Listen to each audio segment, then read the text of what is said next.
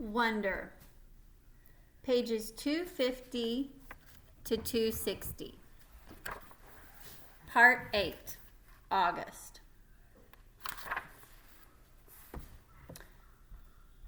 The 5th grade nature retreat.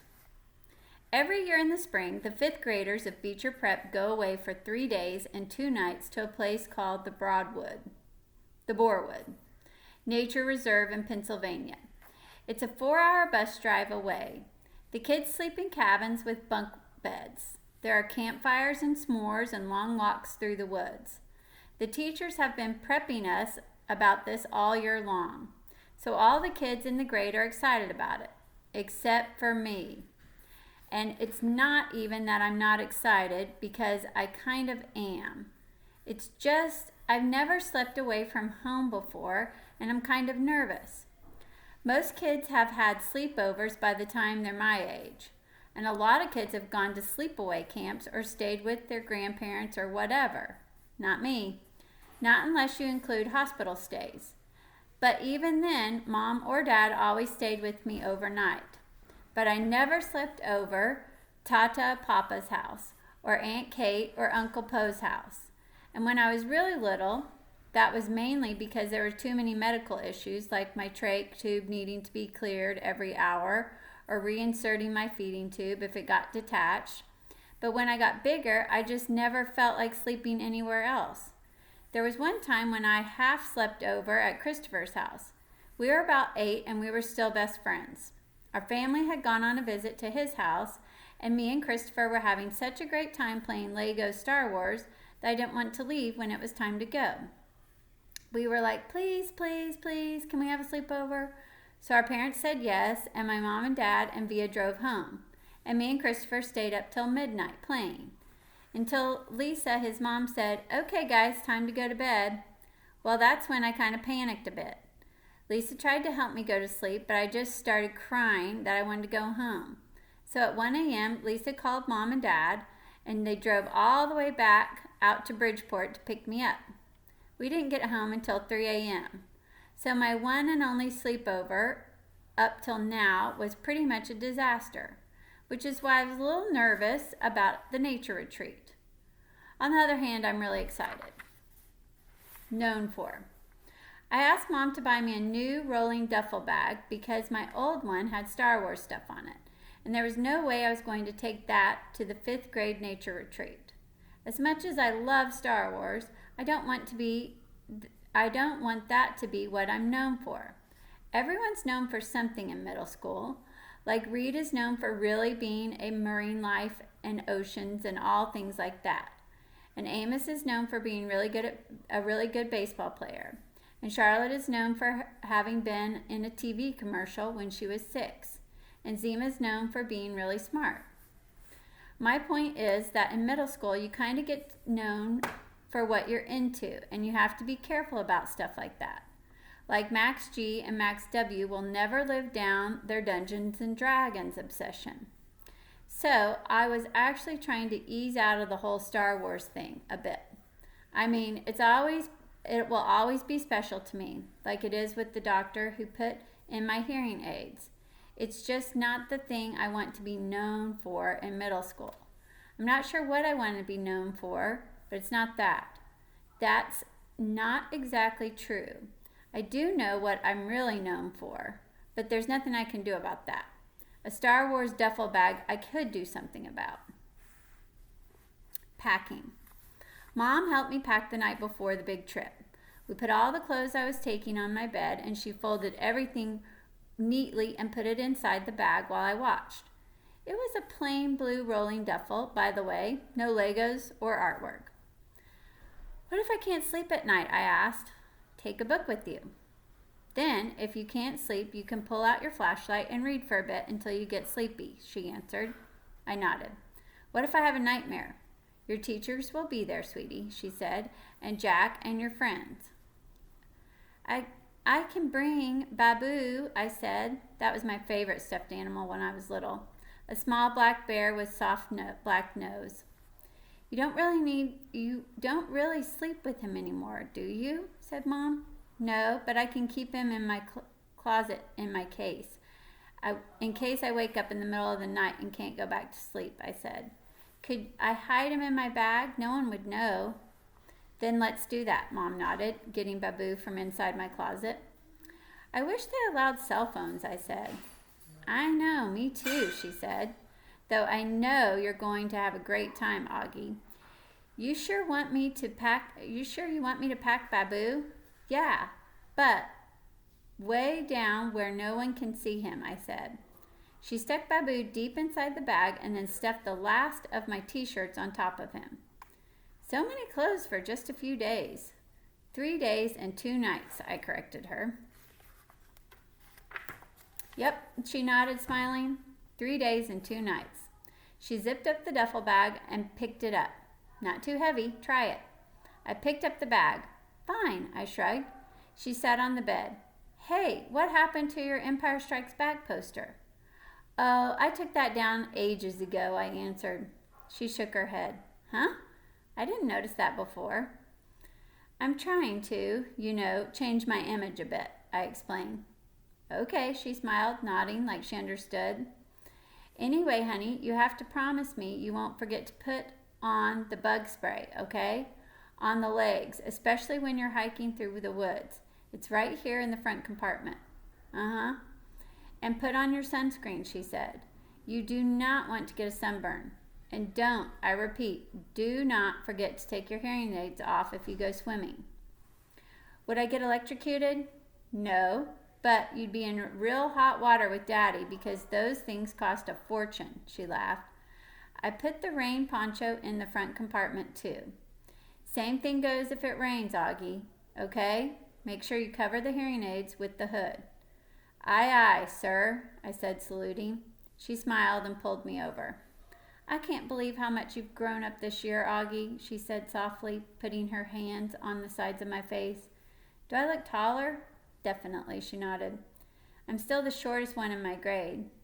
I'm not really even talking about your height, she said. Suppose I hate it there. You're going to have a great time, Augie. I nodded. She got up and gave me a quick kiss on the forehead. Okay, so I say we get to bed now. It's only 9 o'clock, Mom. Your bus leaves at 6 a.m. tomorrow. You don't want to be late. Come on, chop chop. Your teeth brushed? I nodded and climbed into bed. She started to lie down next to me. You don't need to put me to bed tonight, Mom, I said. I'll read on my own till I get sleepy. Really? She nodded, impressed. She squeezed my hand and gave it a kiss. Okay then, good night, love. Have sweet dreams. You too. She turned on the little reading light beside the bed. I'll write you letters, I said, as she was leaving, even though I'd probably be home before you guys get them. Then we can read them together, she said, and threw me a kiss. When she left my room, I took my copy of The Lion, the Witch, and the Wardrobe off the night table and started reading until I fell asleep. Though the witch knew the deep magic, there is a magic deeper still which she did not know. Her knowledge goes back only to the dawn of time. But if she could have looked a little further back into the stillness and the darkness before time dawned, she would have read there a different incantation. Daybreak. The next day I woke up really early. It was still dark inside my room and even darker outside, though I knew it would be morning soon. I turned over on my side but didn't feel at all sleepy. That's when I saw Daisy sitting near my bed. I knew it wasn't Daisy, but for a second I saw a shadow that looked just like her. I didn't think it was a dream, but now looking back, I know it must have been. It didn't make me sad to see her at all. It just filled me up with nice feelings inside. She was gone after a second, and I couldn't see her again until the darkness. In the darkness. The room slowly started lighting. I reached for my hearing aid headband and I put it on, and now the world was really awake. I could hear the garbage trucks clunking down the street and the birds in the backyard, and down the hallway I heard Mom's alarm beeping. Daisy's ghost made me feel super strong inside, knowing wherever I am, she'd be there with me. I got up out of bed and went to my desk and wrote a little note to Mom. Then I went into the living room where my packed bag was by the door. I opened it up and fished inside until I found what I was looking for. I took Babu back to my room and laid him on my bed and taped the little note to Mom on his chest. And then I covered him with my blanket so Mom would find him later. The note read, "Dear Mom, I won't need Babu, but if you miss me, you can cuddle with him yourself. XO Augie." Day 1. The bus ride went really fast. I sat beside the windows and Jack was next to me in the aisle seat. Summer and Maya were in the front of us. Everyone was in a good mood, kind of loud, laughing a lot. I noticed right away that Julian wasn't on our bus, even though Henry and Miles were. I figured he must be on the other bus, but then I overheard Miles tell Amos that Julian ditched the grade trip because he thought the whole nature retreat thing was quote unquote dorky. I got totally pumped because dealing with Julian for 3 days in a row and 2 nights was a major reason that I was nervous about the whole trip. So now, without him there, I could really just relax and not worry about anything. We got to the nature reserve around noon. The first thing we did was put our stuff down in the cabins. There were 3 bunk beds to every room. So me and Jack did rock, paper, scissors for the top bunk and I won. Woohoo! And the other guys in the room were Reed and Tristan and Pablo and Nino. After we had lunch in the main cabin, we all went on a 2-hour guided nature hike through the woods. But these were not woods like the kind they have in Central Park. These were real woods, giant trees that almost totally blocked out the sunlight, tangles of leaves and fallen tree trunks, howls and chirps, really loud bird calls. There was a slight fog too, like a pale blue smoke all around us. So cool. The nature guide pointed everything out to us. The different types of trees we were passing, the insects inside the dead logs on the trail, the signs of deer and bears in the woods, and what types of birds were whistling and where to look for them. I realized that my Lobot hearing aids actually made me hear better than most people because I was usually the first person to hear a new bird call. It started to rain as we headed back to camp. I pulled on my rain poncho and pulled the hood up so my hearing aids wouldn't get wet, but my jeans and shoes got soaked by the time we reached our cabins. Everyone got soaked. It was fun though, and we had a wet sock fight in the cabin. Since it rained for the rest of the day, we spent most of the afternoon goofing off in the rec room. They had a ping pong table and old style arcade games like Pac-Man and Missile Command that we played till dinner time.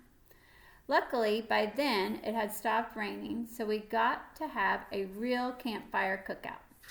The log benches around the campfire were still a little damp, but we threw our jackets over them and hung out by the fire, toasting s'mores and eating the best roasted hot dogs I've ever eaten or ever tasted. Mom was right about the mosquitoes. There were tons of them. But luckily, I had spritzed myself before I left the cabin and I wasn't eaten alive like some of the other kids were.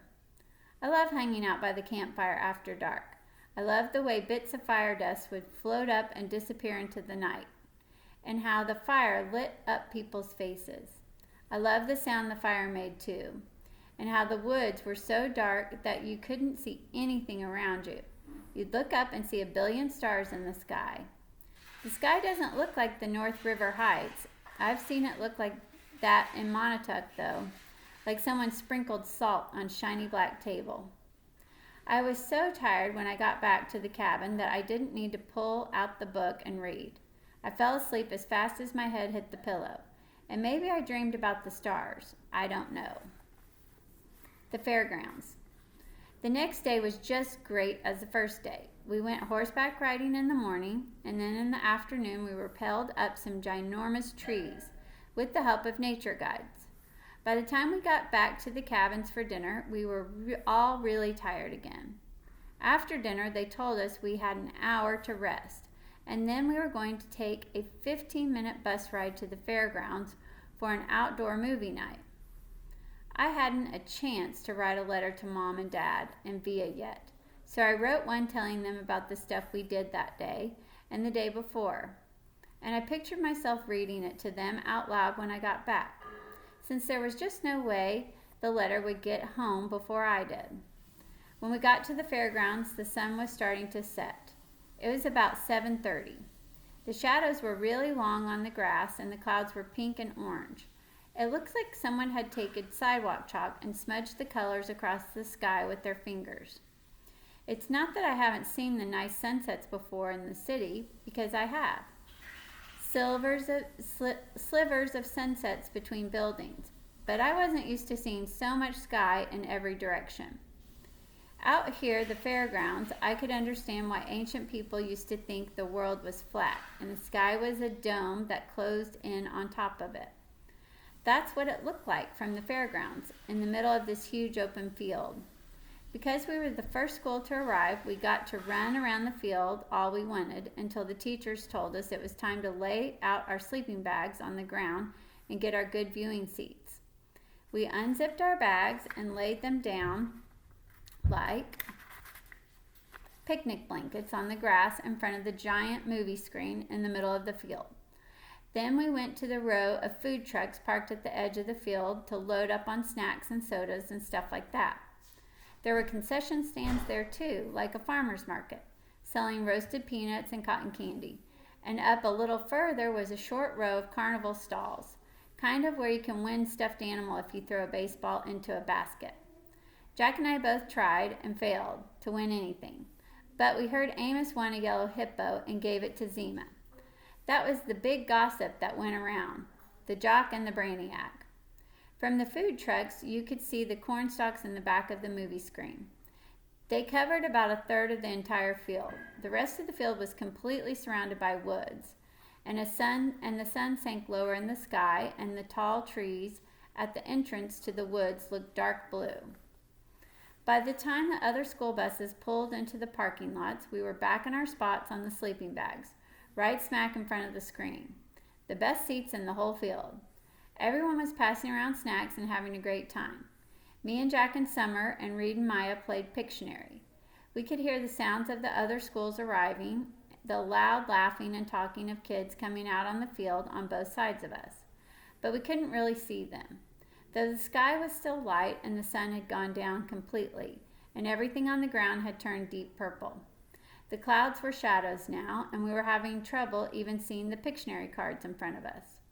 Just then, without any announcement, all the lights at the end of the field went on at once. They were like big, bright stadium lights. I thought that scene in Close Encounters, when the alien ship lands and they're playing the music, da-da-doo-da-dum. Everyone in the field started applauding and cheering like something great had just happened.